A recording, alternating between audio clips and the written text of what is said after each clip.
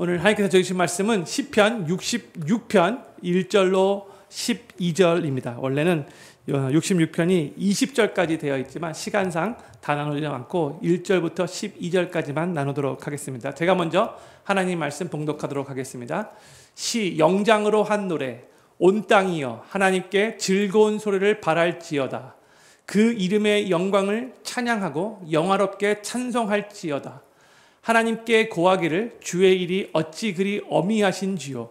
주의 큰 권능으로 인하여 주의 원수가 주께 복종할 것이며 온 땅이 주께 경배하고 주를 찬양하며 주의 이름을 찬양하리이다 할지어다.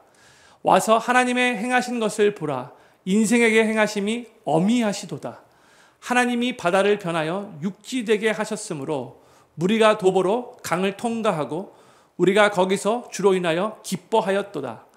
저가 그 능으로 영원히 치리하시며 눈으로 열방을 감찰하시나니 거역하는 자는 자고하지 말지어다.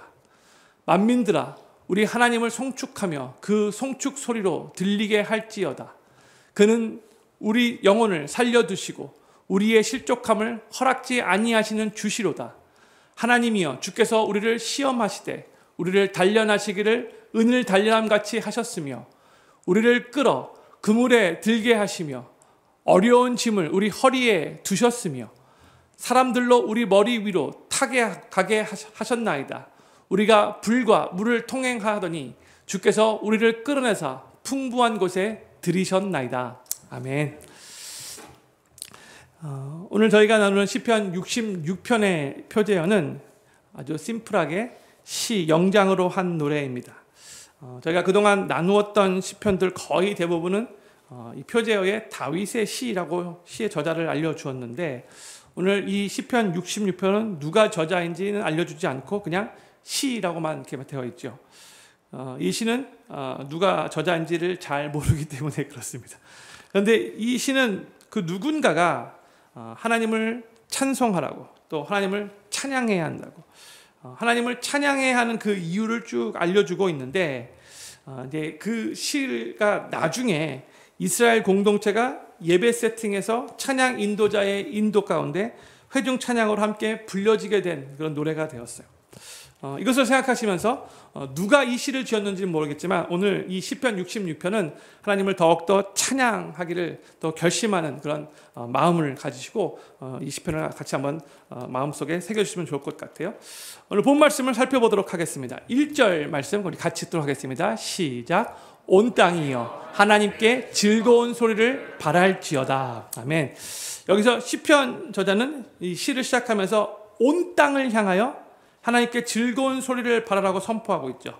여기서 온 땅이란 지구상에 살고 있는 모든 사람들을 의미합니다. 땅을 불렀지만 그 땅 위에 사는 모든 사람들을 의미하는 거예요.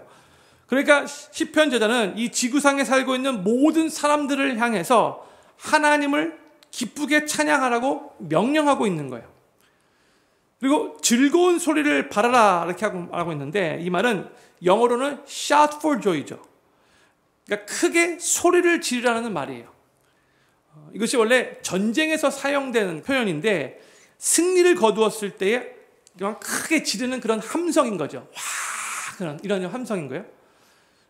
요즘의 버전으로 말하자면 2002년 월드컵 8강에서 한국이 스페인을 꺾고 4강에 진출했을 때 그때 소리를 질렀던 그 함성보다도 더 크게 와 그렇게 열정적으로 큰 소리를 하나님께 기쁨으로 지르라는 그런 뜻이에요.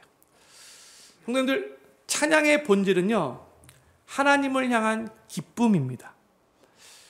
내 처지와 내 상황을 바라보면 때로는 기쁨으로 찬양하기가 많이 힘들죠. 그럼에도 불구하고 우리는 하나님 앞에 나와 하나님을 찬양할 때는 기뻐하는 마음으로 하나님을 찬양하기 위해 노력을 해야 돼요. 우리가 처해 있는 그 힘든 처지, 또 우리가 갖고 있는 그 어려운 그런 감정이 있다 할지라도 그것을 뛰어넘어서 하나님을 찬양하는 그 시간에는 기쁜 마음으로 온전히 하나님을 찬양하도록 노력해야 한다는 거예요. 내가 처해 있는 그 힘든 상황에서도 우리는 크고 위대하신 하나님을 높여야 하는 것이고 모든 것을 선하게 인도하실 그 하나님이 바로 내 삶의 창조주가 되시고 또 나의 영혼을 구원하신 구원자가 되시고 지금도 내 삶을 통치하시는 주관자가 되시고 근데 그 하나님이 나를 끔찍하게 사랑하시는 아빠, 아버지가 되신다는 것을 우리 스스로에게 리마인드해 주면서 우리는 바로 그 하나님께 찬양 드릴 때에 기쁨으로 찬양하도록 노력해야 한다는 거예요.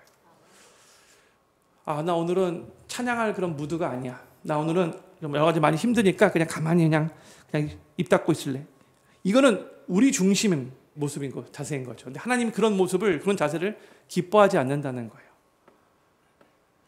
시편자는 온 세상의 절대자가 되시는 이 창조주 하나님을 세상의 모든 사람들이 기뻐하면서 찬양해야 한다라고 선포를 하고 있는데 저는 하나님의 백성된 이미 예수 그리스도를 통해서 삶의 구세주를 영접하신 우리 크리스찬 되시는 우리 필그림교회 모든 성도님들은 예배 가운데 또한 삶 가운데서도 우리의 창조주가 되시고 우리의 구원자가 되시고 우리의 주관자가 되시는 또 우리의 아빠 아버지가 되시는 그 하나님을 향한 기쁨이 더욱더 충만해지기를 바라고 그 하나님을 인정하고 기뻐하는 그 마음으로 하나님을 찬양하시는 동안에 정말 하나님께서 위에서 부어주시는 기쁨이 더욱더 넘치시게 되기를 우리 구주 예수님의 이름으로 간절히 축복합니다.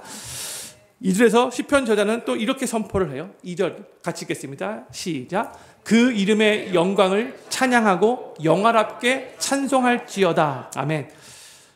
성경에서 이제 이름이 나오면 바로 그 존재와 그 성품을 의미한다라고 말씀드렸죠. 그러니까 오중석, 그러니까 이름 그 자체에 포커스하면 안 되고 그 존재 자체에 포커스를 해야 되는 거예요. 이름이 나올 때마다. 그러니까 이 시편 66편 2절의 의미는 위대하신 하나님께 걸맞는 합당한 또 영광스러운 찬양을 드려야 한다라는 그런 의미인 거예요. 하나님께서 이사야 43장 7절에서 이렇게 말씀하셨어요. 무릇 내 이름으로 일컫는 자, 곧 내가 내 영광을 위하여 창조한 자를 오게 하라. 그들을 내가 지었고 만들었느니라 하고 있죠. 하나님의 영광을 위해서 우리는 지음을 받은, 창조함을 받은 자들이에요. 또 이사야서 43장 21절 이렇게 말씀하고 있어요. 이 백성은 내가 나를 위하여 지었나니 나의 찬송을 부르게 하려 함이니라 했어요. 사랑하는 필요교회 성도님들, 우리는 하나님의 영광을 위하여 또한 하나님께 찬양을 부르기 위하여 하나님께로부터 창조받은 하나님의 사람들이라는 것을 기억하시기 바랍니다. 우리의 존재 목적이 하나님께 영광 올려드리고 하나님께 찬양을 드리는 거라는 거죠. 그렇기 때문에 우리가 하나님을 찬양하는 가장 근본적인 이유는 나 자신을 위해서가 아닌 거예요. 분명 우리가 찬양할 때에 찬양을 통해서 오는 영적인 유익들이 있어요. 맞아요. 심적인 그런 평안을 얻을 수 있고 또한 우리 삶의 찬양 가운데 치유와 회복을 경험할 수 있고요. 또 영적으로 더욱더 충만해지는 그런 유익을 얻게 되는 거 맞아요. 찬양을 통해서. 그런데 우리가 하나님께 찬양을 드릴 때 그것이 찬양의 목적이 돼서는 안 된다는 거죠. 그리고 우리는 무엇보다도 하나님을 찬양하는 그 근본적인 그 이유와 목적이 내 자신을 위해서가 아니라 하나님을 위해서, 하나님을 높이기 위해서, 하나님께 영광 돌리기 위해서 온전히 하나님을 찬양해야 한다는 것을 기억해야 된다는 거예요. 그렇게 하나님이 기뻐 받으시는 그런 찬양을 우리가 올려드릴 때에 그 바이 프로덕트로, 그 결과로 하나님이 부어주시는 은혜와 또 기쁨과 또 평강과 또 회복과 치유를 경험하게 되는 거죠.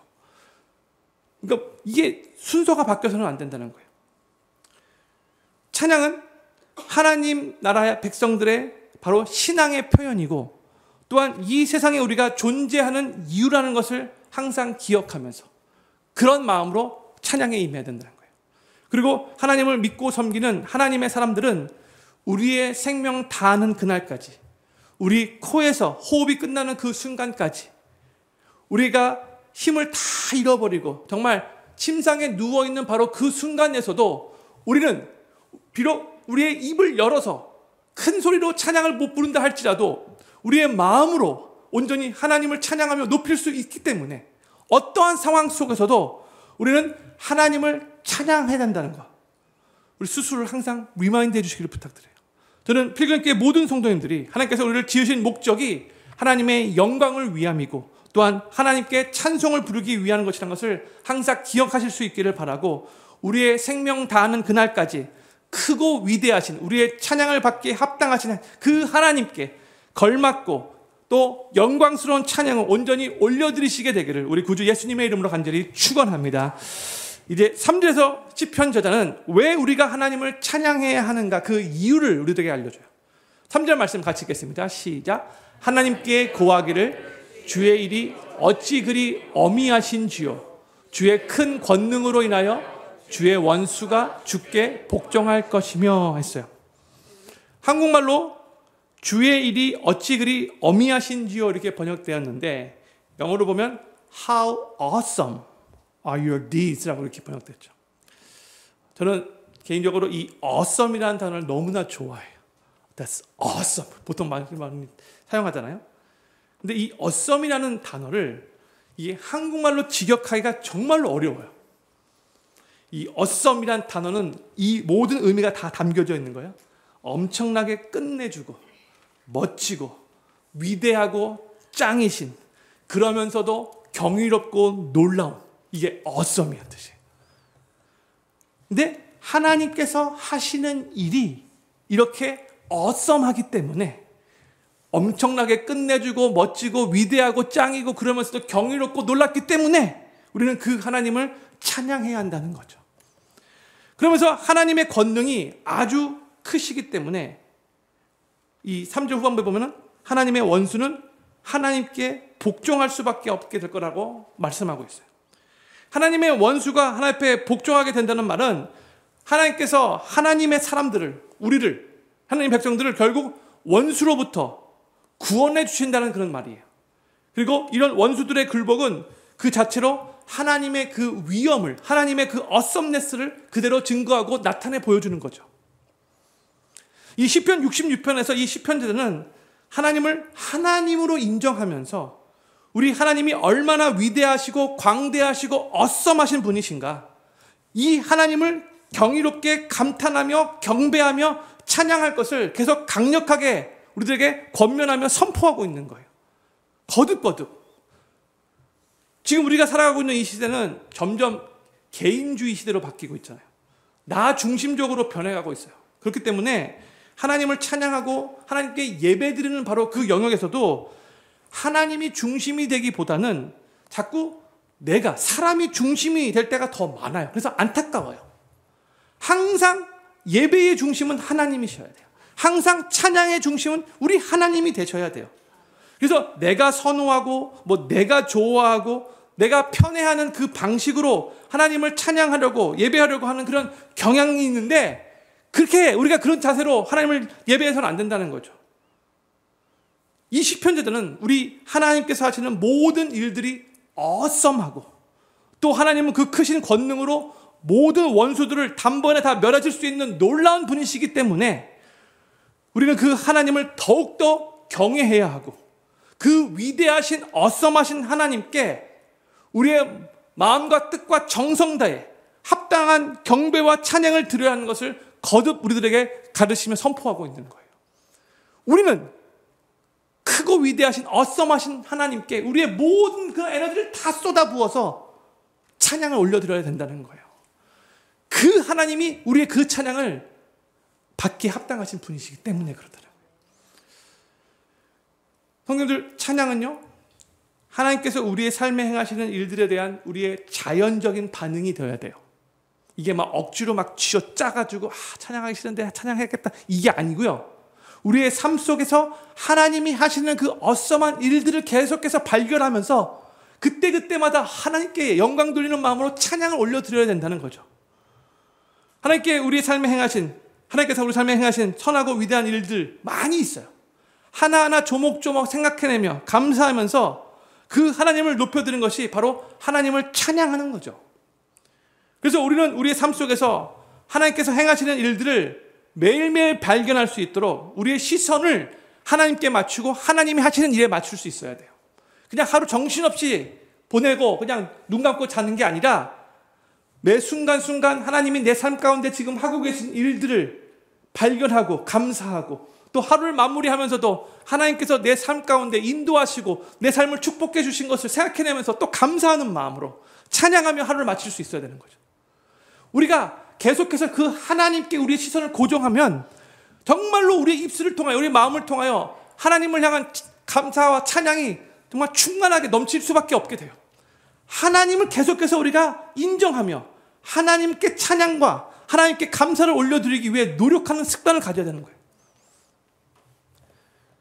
주일 예배를 드릴 때 그때 노래로 하나님을 찬양하는 것뿐만이 아니라 그때 정말 열정적으로 하나님 앞에 찬양해야 되는데 근데 그뿐만이 아니라 매일의 일상의 삶 속에서 우리의 입술의 고백으로 하나님을 찬양하는 습관을 가져야 한다는 거예요.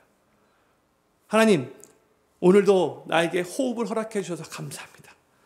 하나님, 오늘도 나의 삶을 지키시고 인도해 주셔서 감사합니다. 오늘도 나를 보호해 주셔서 감사합니다. 하나님, 내가 운전하는데 저 차가 정신없어서 나한테 팍 올 수도 있지만 그렇게 하지 않고 안전하게 운전할 수 있게 해주셔서 감사합니다. 하나님, 오늘도 저에게 좋은 만남을 허락해 주셔서 감사합니다. 하나님, 오늘도 참 우둔하지만 그때그때마다 필요한 지혜를 허락해 주셔서 감사합니다. 하나님, 내가 많이 지칠 때가 있는데 그때마다 하나님께서 지혜를 공급해 주셔서 감사합니다. 힘을 공급해 주셔서 감사합니다. 하나님, 정말 내 힘으로 해결할 수 없는 문제들이 참 많이 있는데 내가 그 모든 것들을 하나님께 맡길 수 있는 마음 주셔서 감사하고 하나님께 맡길 때마다 하나님께서 내 마음에 평강을 주셔서 감사합니다. 하나님께서 내 삶에 하나님이 되시는 게 얼마나 감사한지 모르겠어요. 하나님, 저 세상 사람들은 하나님을 안 믿고 사는데 어떻게 하루하루 살아가는지 모르겠어요. 하나님 믿는 게 이렇게 복되고 이렇게 축복인데, 이렇게 감사하고 이렇게 기쁨인데 너무너무나 하나님 자녀가 된 게 너무 기쁩니다. God, you are so awesome. 이런 식으로 계속해서 우리 입술을 통하여 하나님께 찬양을 올려드릴 수 있어야 한다는 거예요. 습관적으로. 이렇게 매일매일 일상 속에서 하나님이 하신 일들을 발견해내고 인정하면서 하나님께 조목조목 감사드리고 그 하나님을 찬양하는 그런 습관을 가질 때에 우리의 심령이 더욱더 주님의 은혜로 풍성해지는 거예요. 주님의 은혜가 더욱더 넘치게 되는 거죠. 그러면서 이 시편 저자는 4절에서 다시 한번 온 땅이 우리 하나님께 마땅한 찬양을 드려야 한다는 것을 다시 한번 선포해요. 4절 말씀 같이 읽겠습니다. 시작. 온 땅이 주께 경배하고 주를 찬양하며 주의 이름을 찬양하리이다 할지어다 했어요. 보세요. 주께 경배하고 주를 찬양하며 거기서 이렇게 만족하지 못했던 것 같아요. 다시 한번 주의 이름을 찬양하리이다. 3번씩이나 이렇게 선포하고 있는 거죠. 이렇게 시편 저자가 하나님을 찬양하고 경배해야 될 것을 거듭거듭 강조하는 이유는 온 세상의 유일하신 절대적인 하나님에 대한 피조물인 우리 인간의 바른 자세이고 태도이기 때문에 그런 거예요. 그게 당연하기 때문에 그런 거예요. 그게 당연한데도 우리 삶을 통하여 하나님 앞에 이런 찬양과 이런 경배를 온전히 올려드리고 있지 않기 때문에 더욱더 우리에게 집중하면서 하나님 찬양해야 한다라고 강조하고 있는 거예요. 다시 한번 말씀드립니다. 우리 하나님은 온 땅에 또 모든 사람들의 찬양과 경배를 받기에 합당하신 하나님이십니다. 세상 사람들이 인정하지 않는다 할지라도 하나님은 온 세상을 지으신 창조주 하나님이시고 온 세상을 모든 권능으로 다스리시는 위대하신 하나님이세요. 그 하나님께 합당한 영광과 찬양을 올려드리는 거예요. 저는 필그림교회 모든 성도님들이 온 우주 만물을 창조하신 창조주 하나님, 지금도 살아서 역사하시는 하나님, 우리의 삶에 선하고 위대한 일들을 섬세하게 한치의 오차도 없이 실수 없이 어썸하게 일하시는 하나님, 모든 원수들을 굴복시키시고 결국 우리에게 구원과 승리를 베풀어 주실 그 하나님, 우리의 삶에 생사화복을 주관하시는 그 하나님, 이 하나님을 우리의 하나님으로 인정하시며 하나님께 매일매일 매 순간 찬양 드리시면서 하나님께 합당한 영광을 올려드리시게 되기를 우리 구주 예수님의 이름으로 간절히 축원합니다. 이제 시편 저자는 5절부터 7절에서 이제 이스라엘 공동체가 과거에 경험한 하나님의 구원 역사에 대해서 이제 찬양을 하는데 먼저 5절과 6절 말씀만 읽도록 하겠습니다. 5절 6절 같이 읽겠습니다. 시작. 와서 하나님의 행하신 것을 보라. 인생에게 행하심이 어미하시도다. 하나님이 바다를 변하여 육지되게 하셨으므로 무리가 도보로 강을 통과하고 우리가 거기서 주로 인하여 기뻐하였도다 했어요. 이 5절과 6절 말씀은 하나님께서 이스라엘 백성들에게 출애굽을 한 직후에 홍해가 딱 앞에 가로막혔을 때 안전하게 그 홍해를 마른 땅과 같이 건너게 하신 그 구원의 사건을 여기서 브링업하면서 하나님을 찬양할 것을 촉구하고 있는 거죠. 구원의 하나님에 집중을 하고 있는 거예요. 근데 이 6절 말씀을 보면 우리 한국말을 읽을 때 쭉 한 문장으로 되어 있지만 이 원문을 보면 세 문장, 3센텐스로 나눠져 있어요. 하나님이 바다를 변하여 육지가 되게 하셨다. 두 번째, 무리가 그 강을 도보로 통과하였다. 세 번째, 우리가 거기서 주로 인하여 기뻐하였다. 그렇죠? 이 6절 내용은 홍해를 안전하게 건넜던 바로 그 하나님의 구원의 역사를 요약한 구절이라고 할 수 있어요. 하나님은 애굽 땅에서 종살이하면서 고통받고 있었던 이스라엘 백성들, 그들이 고통이 너무나 심해지니까 하나님 앞에 부르짖었죠. 그 부르짖음을 하나님께서 들으시고 하나님께서 모세라는 리더를 세우셔서 결국 이스라엘 백성들을 출애굽시켰는데, 구원시켜 주셨는데, 출애굽시킬 때도 그냥 조용히 출애굽시키신 게 아니라 하나님의 위대하심을, 그들의 하나님이 얼마나 어썸하신가를 보여주시기 위해서 애굽 땅의 크고 두려운 일들을 10가지 재앙이나 그렇게 보여주시면서 그렇게 출애굽시키셨는데, 출애굽한 후에도 한 번 더 구원의 하나님이 어떤 분이신가를 확실하게 각인시키기 위해서 이 홍해를 모세가 지팡이로 딱 쳤을 때 쫙 가르시며 이 홍해를 마른 땅과 같이 안전하게 걷게 하시고, 근데 뒤쫓아오던 이 애굽의 군대는 다 그 홍해에서, 같은 홍해에서 물에 수장되어 다 죽게 하셨어요. 모두가 다 전멸되게 하셨어요. 그리고 그것을 지켜본 이스라엘 백성들은 다들 기뻐하며 춤추며 막 탬버린으로 막 하나님 앞에 찬양하면서 그렇게 기뻐하며 축제 분위기였잖아요. 그렇죠? 구원의 하나님을 엄청나게 찬양한 거죠.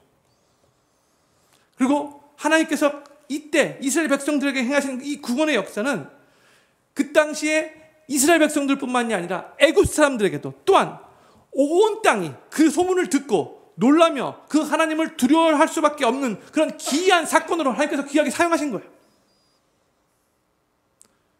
그런데 5절 말씀을 보면은요, 다시 5절 말씀 비춰주세요. 시편자들은 와서 하나님이 행하신 것을 보라라고 그렇게 선포하고 있죠. 이 한국말로는 와서와 보라가 이렇게 띄어져 있는데 영어로 보면은 come and see 이렇게 시작하고 있어요.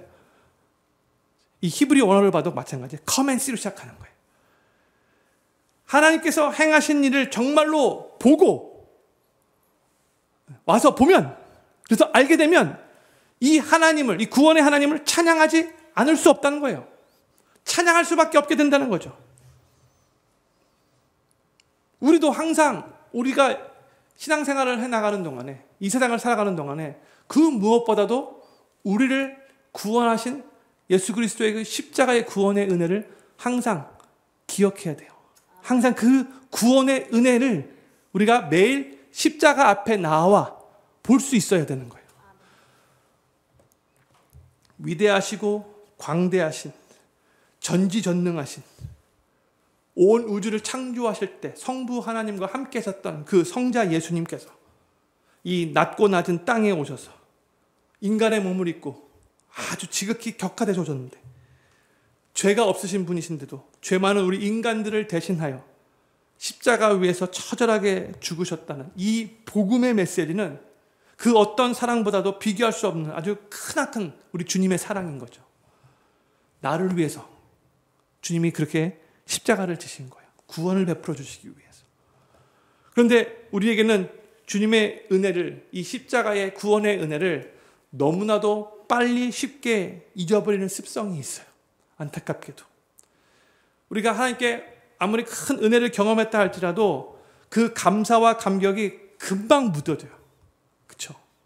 그래서 삶이 좀 바빠지고 또 삶이 좀 고단해지면, 어떤 힘든 일이 생기면 주님이 우리에게 베풀어 주신 그 은혜를 망각하고 쉽게 낙심하며 그 은혜보다도 내가 지금 처해 있는 그 상황이 나를 짓누를 때가 더 많아요. 안타까운 거죠. 우리의 연약한 본성은 자꾸만 세상을 보게 하고 우리가 처해 있는 힘든 상황을 보게 해요. 그리고 이 세상에 허망한 그 메시지에 자꾸 귀를 기울이도록 우리를 충동시켜요.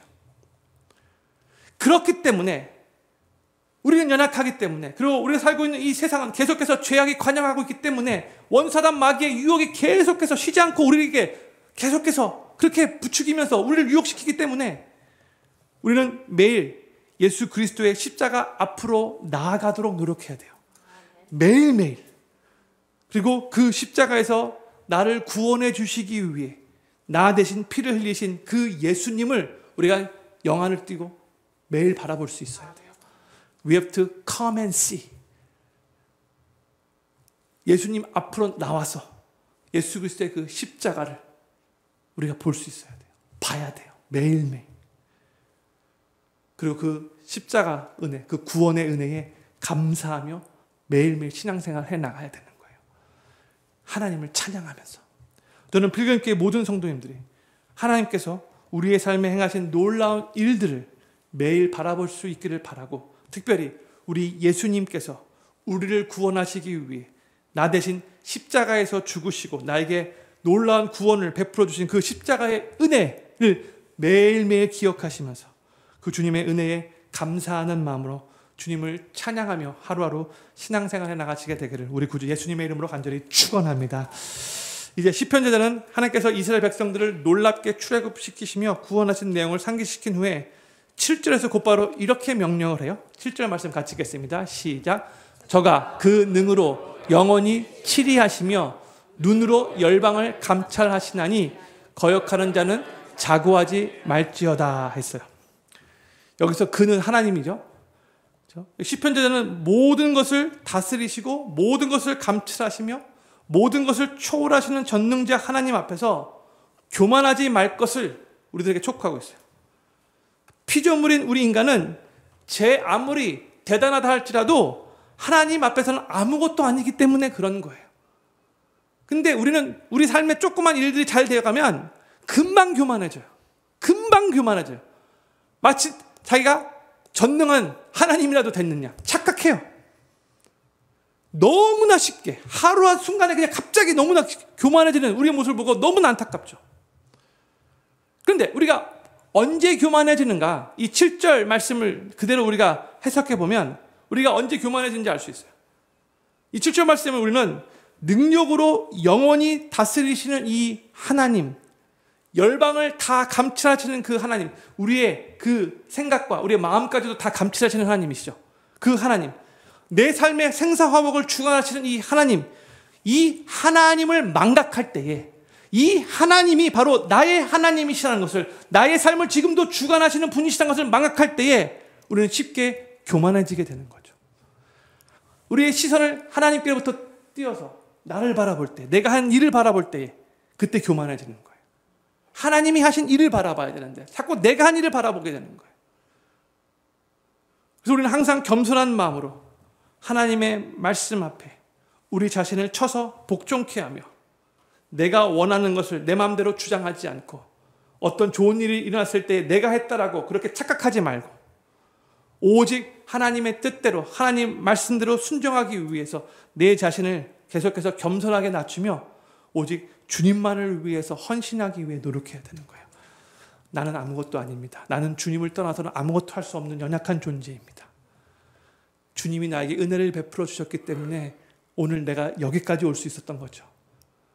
계속해서 겸손하게 하나님 앞에 내 자신을 낮춰야 돼요.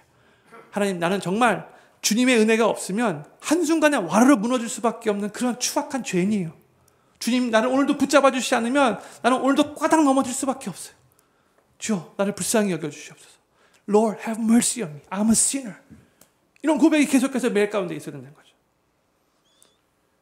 근데 이렇게 내 자신을 낮추고 겸손히 오직 하나님만을 높이려고 하는 바로 그 삶이 하나님께 찬양하고 하나님께 영광 돌리는 삶인 거죠. 이제 시편 제자는 하나님을 찬양해야 하는 또 다른 이유를 8절과 9절에서 우리에게 또 알려줍니다. 8절 9절 말씀 같이 읽겠습니다. 시작. 만민들아 우리 하나님을 송축하며 그 송축 소리로 들리게 할지어다. 그는 우리 영혼을 살려두시고 우리의 실족함을 허락지 아니하시는 주시로다 했어요. 이 구절이 우리가 하나님을 또 찬양해야 하는 이유를 우리들에게 알려주고 있는데, 구절 말씀을 두 센텐스로 이렇게 나눌 수 있어요. 첫 번째는 하나님은 우리 영혼을 살려두신다라고 말하고 있고, 두 번째 하나님은 우리의 실족함을 허락지 아니하신다라고 그렇게 말하고 있어요. 이게 뭘 의미하는 건가? 우리가 하나님께 구원받은 하나님의 백성이 된 후에, 하나님의 자녀가 된 후에도 우리는 연약하기 때문에 계속 반복적으로 실수하죠. 실패하죠.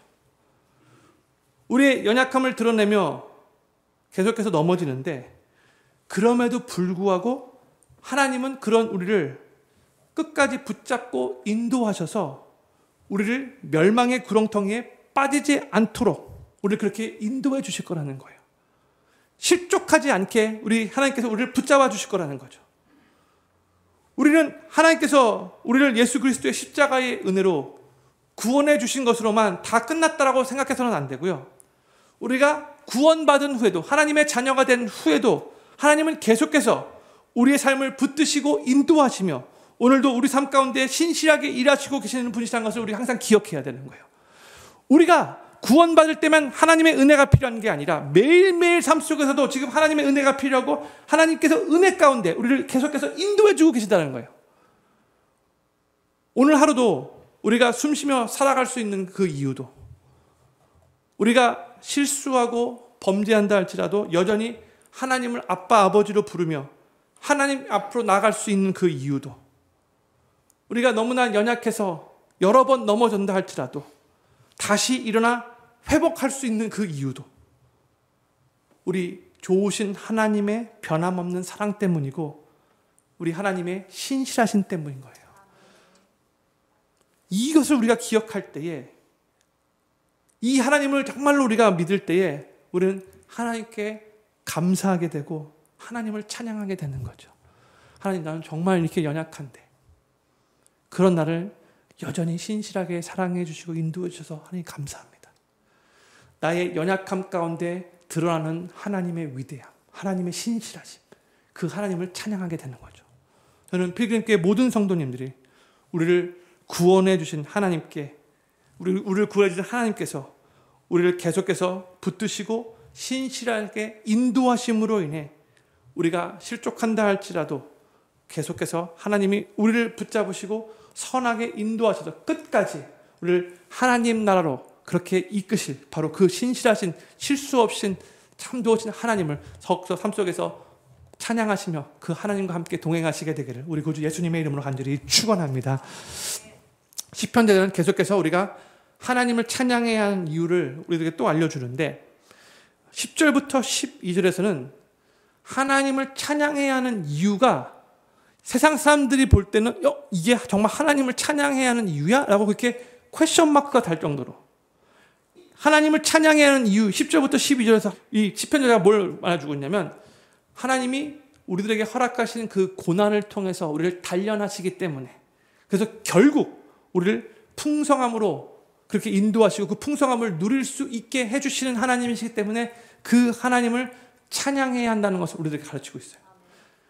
10절부터 12절까지 말씀, 유명한 구절인데 천천히 같이 읽겠습니다. 시작. 하나님이여, 주께서 우리를 시험하시되 우리를 단련하시기를 은을 단련함 같이 하셨으며, 우리를 끌어 그물에 들게 하시며 어려운 짐을 우리 허리에 두셨으며 사람들로 우리 머리 위로 타고 가게 하셨나이다.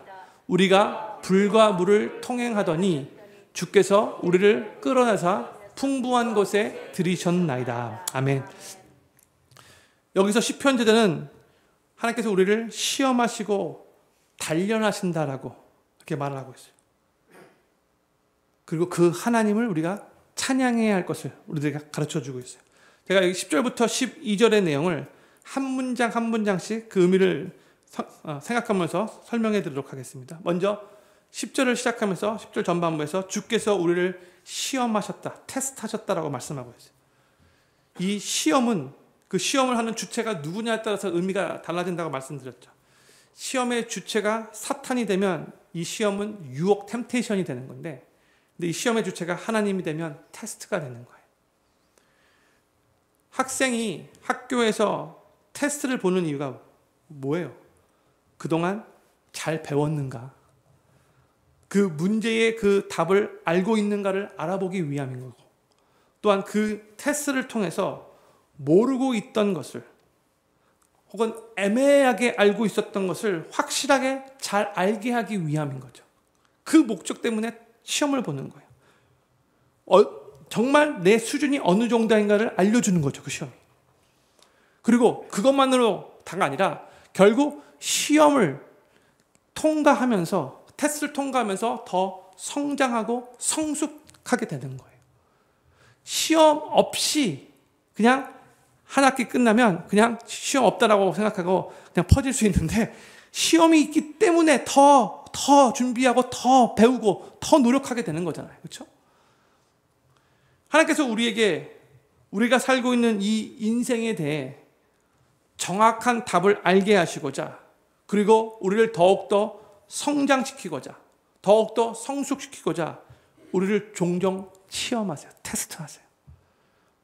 하나님께서 아브라함을 테스트하신다고 제가 설교 말씀 주일 때 나눴었는데, Our God is God of testing you. God test us.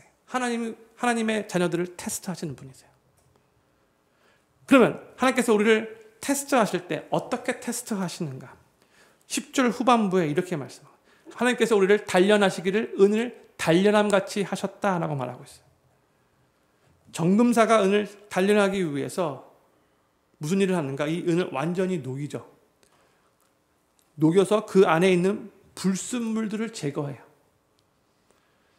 마찬가지로 하나님은 때때로 우리의 모난 인격을 단련하시기 위해서 아주 뜨거운 불과 같은 시련을 우리 삶에 허락하세요. 왜요? 그걸 통해서 우리 삶에, 우리 영혼에 끼어있는 불순물을 제거하기 위해서인 거예요. 우리가 우리 삶을 볼 때 너무나 많은 불순물들이 있잖아요. 찌꺼기들이 많이 있잖아요. 다 제거해야 될 부분인데 순수하지 못한 모습으로 계속 신앙생활을 하는 경우가 많이 있잖아요. 근데 이 하나님께서 불같은 이 시련을 통해서 이 단련을 하시면서 우리 인격에 있는, 우리 삶에 있는 그 찌꺼기들을, 그 불순물들을 하나씩 제거하신다는 거예요. 그래서 순수한 정금과 같이 나오게 하시는 거죠. 11절 전반부를 보면 하나님께서 우리를 끌어 그물에 들게 하셨다, 이렇게 표현이 나와요. 이게 무슨 말인가? 마치 그물에 걸린 물고기처럼 꼼짝없이 잡혀서 죽게 되었다고 느껴질 때가 있잖아요. 그렇죠? 막 그냥 움직이려고 해도 그냥 꼼짝없이 딱 그냥 그물에 딱 잡혀있는 거예요. 그런 상황 있었죠. 그러나 하나님의 백성들에게 그물은 우리를 잡아 죽이는 도구가 아니라 도리어 힘든 상황으로부터 우리를 구원하시는 하나님의 도구가 된다는 것을 기억해야 돼요. 우리는 그물에 걸린 물고기처럼 막 그냥 너무나 그게 싫어가지고 어떻게든지 빠져나가기 위해서 막 몸부림칠 때가 있지만, 사실 그 그물은 종종 하나님께서 물에 빠진 우리를 건져내기 위해서 하나님이 우리를 위해 던지신 구원의 도구인 경우가 아주 많다는 거 아셔야 돼요. 하나님이 그때 당시에 나를 그물로 딱 붙잡지 않으시면 내가 이 물살에 나도 모르게 그냥 떠내려갈까 봐. 그걸 아시기 때문에 하나님이 나를 딱 그물로 딱 붙잡으신 거예요. 우리는 그때 오도 가지 못하는 것 같아가지고 답답하게 느껴지죠. 왜 나에게 이런 그물로 하나님께서 나를 압제하시는 것 같이 그게 느껴질 때가 있죠. 그런데 많은 때 그게 하나님의 배려인 경우가 많아요. 하나님이 우리를 꽉 붙잡고 계시는 거예요. 그 급류에 휩쓸리지 않도록. 11절 후반부에도 비슷한 내용이 나와요. 하나님께서 어려운 짐을 우리 허리에 두셨다라고 말하고 있어요. 하나님께서 우리에게 큰 짐을 허리에 지게 하실 때 때로는 하나님이 원망스럽기도 하고, 하나님이 나를 미워하셔서 이런 고난을 주시는가? 이런 생각이 들 수도 있어요. 그런데 이 고난이라는 짐이 우리의 허리에 매어 있지 않았더라면 우리는 이 세상이라는 큰 물결에 휩쓸려 내려갈 때가 많이 있어요. 우리가 하나님의 인도하심을 따라 생명의 길로 나아가지 않고 내 육신이 원하는 대로 그 사망의 길을 향하여 힘차게 달려나갈 때가 많이 있거든요. 그 길이 잘못된 거인지도 감지하면서도 불구하고 내 육신이 이끄는 대로 그냥 휩싸일 때가 많아요. 형님들, 무거운 짐을 허리에 메고 걸어다닌다고 생각해 보시길 바라요. 그때에는 그 무거운 짐으로 인해 딴 생각을 할 겨를이 없죠. 하나님께서 때때로 무거운 짐을 우리 허리에 두시는데 우리로 하여금 그 무거운 짐 때문에 딴 생각하지 못하게 하기 위해서도 그 짐을 허락하시는 거예요. 처음에 미국에 이민 와서 부부가 고생하며 비즈니스를 일구기 위해서 열심히 함께 일할 때는 서로 의지하고 서로 도와주고 방 2칸짜리 아파트먼트에서 살면서도 그러면서도 나름대로 행복하게 그래서 하나님 의지하고 기도하면서 어려움을 잘 극복해 나갔지만 이제 시간이 흘러서 미국에서 어느 정도 자리 잡고 재정적으로도 어느 정도 풍부해지고 이제 먹고 살기 편해지게 되면요. 그때는 별로 하나님 간절히 찾지도 않고 또 안타깝게도 가정이 깨어지는 경우들도 많이 있어요. 삶이 편하고 한가할 때에 사람들은 곁길로 빠지기 쉽고요. 딴짓을 하기 더 쉬워져요. 그렇기 때문에 하나님은 때때로 이 인생의 무거운 짐을 우리 허리에 두시는 거예요. 왜요? 우리로 하여금 딴 생각하지 못하고 곁길로 빠져가지 못하도록. 그 무거운 짐을 핸들해야 하기 때문에 어떨 때는 딴 생각하지 못하고 그냥 주님만 바라보며 주여 도와주십시오 하고 계속해서 이 믿음의 길을 걸어갈 수밖에 없게 된다는 거죠. 중요한 것에 집중하며 살아가게 한다는 거죠. 하나님의 배려예요. 그리고 12절 전반부에 하나님께서 사람들로 우리 머리 위에 타고 가게 하셨다 이런 말이 나와요. 이게 뭘 의미하는 거죠? 사람들이 나를 짓밟는다는 그런 뜻이잖아요. 짓밟는다. 사람들로 인해 내 자존심이, 내 명예가 형편없이 짓밟히게 되는 건데 그때 우리는 그 힘든 상황 속에서 사람들을 바라보지 않고 하나님만을 바라보며 하나님만을 소망할 수밖에 없게 되는 거죠. 사람들은 다 죄인이고 사람들은 의지할 수 없어요. 하나님만 의지할 수밖에 없는 거예요. 하나님 외에는 나의 명예를, 나의 자존심을 지켜주시고 세워주실 분이 없다는 것을 비로소 알게 되는 거죠. 사람들을 의지하며 사람들을 좋아하면서 사람들과 함께 그렇게 살아갈 때가 너무나 많이 있는데 그러니까 하나님은 뒷전으로 하고 사람이 더 우선일 때가 많이 있는데 하나님이 이런 사람들을 통한 그 어려움을 통해서 사람은 의지할 존재가 아니구나. 오직 하나님만 의지해야 되는구나. 이걸 깨닫게 하신다는 거예요. 그리고 12절 중반부에 우리가 불과 물을 통과했다라고 그렇게 말하고 있어요. 그러니까 물과 불을 통과할 때 씻겨질 더러운 것들은 다 씻겨지고 또 불살라져야 될 것들은 다 태워지겠죠. 더욱더 정결하게 깨끗하게 우리를 만들어준다는 뜻이에요. 그리고 나서 이제 맨 마지막 12절 후반부에 이렇게 고백을 해요. 주께서 우리를 끌어내사 풍부한 곳에 들이셨다. 이게 바로 하나님께서 우리에게 시험을 주신 그 목적이 결국 성취되는 거죠. 여기서 말하는 풍부는 물질적인 풍부만을 말하는 게 아니라 우리의 삶의 영혼육의 전 인격적인 풍성한 삶을 의미하는 거예요. 성도님들, 우리가 아직 성숙하지 못해서 영적으로 부유함을 누리지 못하는 경우가 참 많이 있는 거 아십니까?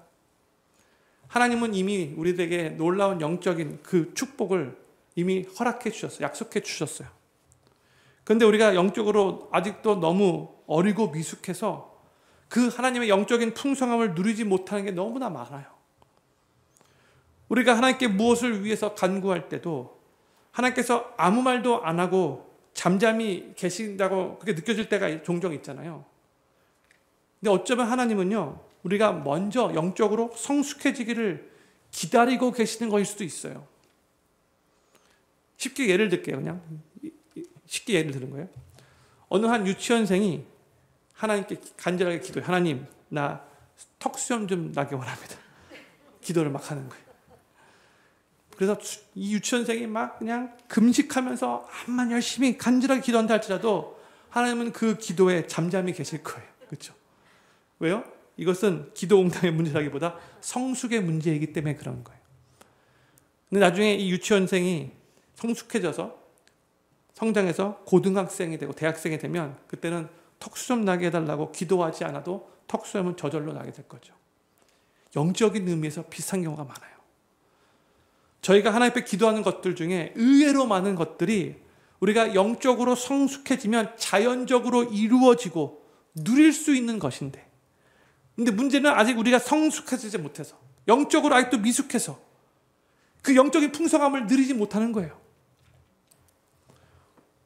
근데 우리가 하나님의 그 시험을 통해 더욱더 단련되고 더욱더 겸손해지고 더욱더 정결해지고 더욱더 영적으로 성숙해지면 우리의 삶은 영적으로 풍성함을 더욱더 누릴 수 있게 될 거예요.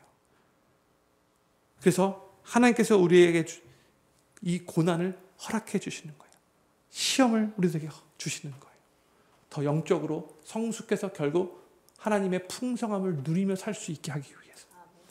저는 필그림교회 모든 성도님들이 우리의 삶에 하나님께서 허락하시는 그 고난, 그 시험을 통해서 더욱더 단련되고 더욱더 겸손해지고 더욱더 정결해지고 더욱더 성숙해지셔서 하나님이 우리를 위해서 예비해 놓으신 그 영적인 풍성함을 더욱더 많이 삶 속에서 누리실 수 있게 되기를 우리 구주 예수님의 이름으로 간절히 축원합니다. 기도 제목 5가지 읽고 기도하는 시간 갖도록 하겠습니다. 첫 번째 기도 제목입니다.